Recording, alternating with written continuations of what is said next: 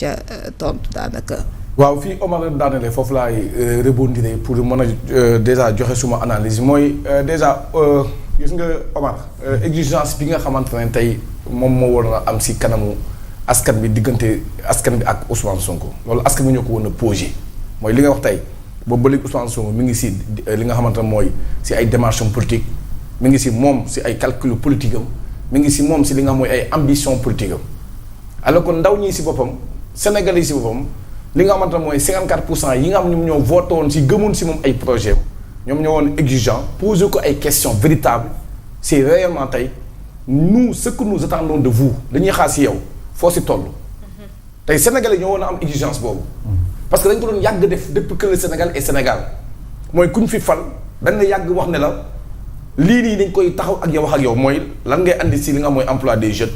lan ngay andi si li nga xamante mooy entrepreneuriat bi. industrie Sénégal bi doon si andi li nga xamante ne mooy suñu économiste si Sénégal mooy champion économique ñi nga xamante ne ñooy entrepreneur di ubbi ay entreprise looy wax ak ñoom looy wax ak ndaw ñi nga xam ne yiy jàng mooy éducation bi looy wax ak ñoom si li nga mooy Sénégal tey ban programme nga dem ak ñoom mais loolu ndaw ñi mooy ñi nga xamante ne ñoom ñoo ànd ak moom ñoom ñoo ko topp poser ay questions yooyu parce que ba tey dama jàpp ne Omar Ousmane Sonko amagul li nga xamante ne mooy pression population bi nga xamante ñoom ñoo ànd ak moom Ousmane Sonko ba tey dañ koo bàyyi si li nga xam dans son aisance dañ koo bàyyi ak jàmmi yaramam moom mu sant ne ñi ko topp ànd ak moom dañ koo bëgg jàppee ko si li nga xam mooy li may yàgg wax ay affaire fan si club moom mu jàpp ne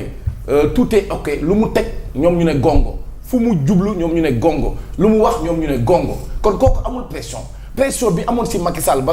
askan bi lu Macky Sall def moo xam ne pression askan bi dinañ wax ak moom amul si Ousmane Sonko pression bi amoon si Abdoulaye Wade ba lu mu laal askan bi jàppaloo ak moom wax ak moom Ousmane Sonko amul pression boobu. léegi nag ce manque de pression là bi nga xamante ne mooy tey cette absence de pression bi nga xamante askan wi teguñu ko loolu nag yow da ngay poser question boobu man may poser question lu tax loolu nag parce que tey ñu ñëw si constitution bi yaa ko wax léegi constitution bi moom mooy lu sacré si réewu Sénégal la constitution elle est sacrée moom mooy li nga xamante ne moom sànq si suba maa ngi ko dégg moom mu koy wax mooy li nga xam mooy suñu charte ndeyu réew mooy loo xamante ne kenn waru koo laal tant que demoo laaj ci askan bi parce que Omar seul le peuple est souverain moo tax ñu naan il faut passer par les référendums képp koo xamante ne jot nga jéem a jël constitution bi nga koy jalgati wala nga koy jéem a laal nu mu la neexee askan wi ñoo jàkkaarloo ak yow wax ak yow. on se rappelle que Abdoulaye Wade bi muy commencé di jéem a laal li nga xamante mooy constitution pour jéem a dugal li nga mooy ticket vice président Omar vous vous rappelez très bien de ce jour là askan wi ñu bëree bëri génn ñii taxaw si buntu assemblée. ñii taxaw si mbedd yi mettre la pression à Abdoulaye Wade ba su ma rappelle bien que ce fameux discours de Père Doudou Wade wax nga ko ne ko li ñuy voté fi dañu bàyyi xel ne askan baa ngi si mbedd bi ñu xaar ba amoon ay waykat ay artistes yu doon way faut pas forcer ñu jógee fa Abdoulaye Wade dellu ginnaaw parce que askan bi ñoom ñoo xam li gën si ñoom. ce fameux 23 juin. bien sûr que oui. juin et bien sûr déjà demain oui. ce sera Merci le 23 juin. et ba jamono boobu askan bi amoon na mouvement Y'en a marre amoon na artistes yi amoon na ñoom xumaan ñu war il faut pas forcer amoon na li nga xamante ne mooy société civile bi amoon na opposition bi amoon na askan bi la population le peuple sénégalais jàkkaarloo ki nga Abdoulaye Wade ne ko du si dal ba Abdoulaye Wade dellu ginnaaw te ku xam Abdoulaye Wade tellement tenace bu delloo ginnaaw cela veut dire que seul le peuple est souverain mu bàyyi loolu ñu jóge fa dem si Macky Sall demoon ba amoon ku naan le tailleur de la République mu amoon son propre tailleur ñu ko doon surnommé ki nga xamante ne mooy maître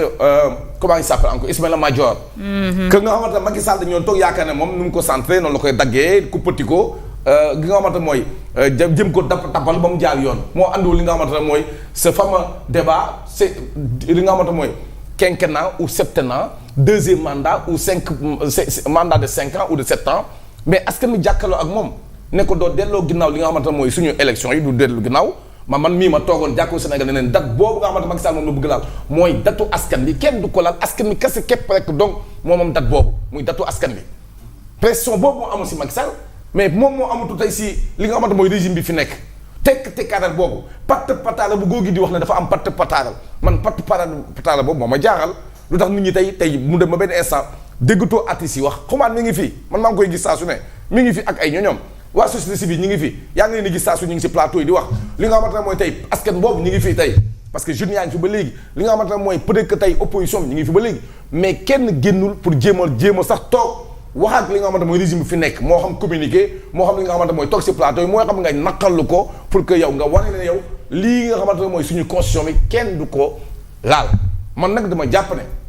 comme li ma la wax c'est le président moom muy Bassirou Diomaye Diakhar Faye moom moo dema ba jëm ñaaju mu waat ci kanamu Sénégalais ne c'est le garant de notre constitution c'est lui-même le protecteur des arts et lettres vous vous rappelez bien de ça et moom moo am li nga xamante mooy cëggal guy gi moom président Bassirou Diomaye Diakhar Faye pour défendre suñu constitution bi parce que constitution c'est tellement important que askan bu dee da nga war a xam ne constitution bi dañ ko war a sàmm parce que ëllëg suñu bëggee dund dans une cohésion sociale suñu bëggee dund ci jàmm suñu bëggee dund ci li nga xamante mooy une paix bu nga xamante ne stable mooy constitution bi kenn waru ko laal parce que loolu doon bañ mooy tey Macky Sall jot na fee andi ay jafe-jafe bi nga xam dafa dem na datu élection yi ñi si doon manifester am na ñoo xam ne see ñàkk seen bakkan ñu naqalu ko lool bëgguñu nag àggaat foofu bëgguñu demaat foofu moo tax ñu ne saa boo demee bay laal li nga xamante mooy constitution bi demal nga yóbbu ko référendum nga wax askan wi ne lii kat dama ko bëgg a xoolaat liggéey loolu si xalaat Macky Sall on se rappelle en 2016 dafa ne li nga xamante ne mooy le référendum léegi nag askan boobu aussi dañoo war a am benn li nga xamante ne mooy hauteur am li nga mooy prise de conscience di jéem a xalaat di xool aussi li nga xamante ne mooy schéma politique bi ak li nga mooy mig-mag politiciens yi dugal ak ndëgg sarax yi ñu dugal ci constitution bi pour que bu la joxatee référendum ngay lire bu baax di xool lan lañ ci dugal lan lañ ci wax parce que ñu bëree bëri tey ci askan boobu bi Macky Sall andi référendum bi li ñu ci gënoon a bàyyi xel mooy opposition bi yenn opposants yi dañoo waxoon ne dafa bëggoon a fexe ba daganal góor jigéen ci réew mi que boo leen voté lii ñu bëri jàmmaloo ak moom parce que ñenn ñi duñu lire ñenn ñi duñu gëstu ñenn ñi duñu def ay investigation pour man nag Fatima man dama jàpp ne leen donc moom a gën a métti nag ba métti ma mooy saa bu ñu tëbee jóge ci xal dañuy daal ci xal parce que mënuñu comprendre que moom mii di Ousmane Sonko nekkatul tey ci nguur gi il faut que ça soit clair Ousmane Sonko nekkatul ci nguur gi il ne fait plus partie de ce gouvernement il y a ce qu'on appelle la séparation des pouvoirs maanaam Ousmane Sonko tey amatul lenn lu muy dogal ci wàllu nguur parce que dafa génn il a été écarté du gouvernement il a été écarté du pouvoir exécutif moom tax mu dem ci pouvoir législatif la séparation des pouvoirs kon moom bokkatu ci exécutif nekkatu ci nguur amatul lu muy dogal ci nguur mais man su ma comprendre mooy jamono bi muy nekk moom premier ministre dañu doon bëgg rey ak li nga xamante ne mooy def leen attention ci offense à une personne exerçant les prérogatives du chef de l'État alors que ñu bëri di demande la fu mu nekk ci ban article la nekk la moo tax kan mooy exercer des prérogatives exerçant les prérogatives du chef de l'État mais tey moom nekkatu tey ci nga xamante ne mooy ci nguur gi kon mën naa jàpp ne am na yoo xamante ne mënuñu jël Ousmane Sonko le faire un super Ousmane Sonko ça ne peut pas exister. parce que tey nekkatul primature. léegi nag bu ñëwee tey li nga xamante ne mooy assemblée parce que bu am na ku fi waxoon muy le président il voulait un super ministre super fort malheureusement ça n'a pas abouti léegi nag bu ñëwee tey li nga xamante ne mooy assemblée Ousmane Sonko encore il veut encore se bonifier devenir encore un super li nga xamante ne mooy président de l'Assemblée nationale et à quelle fin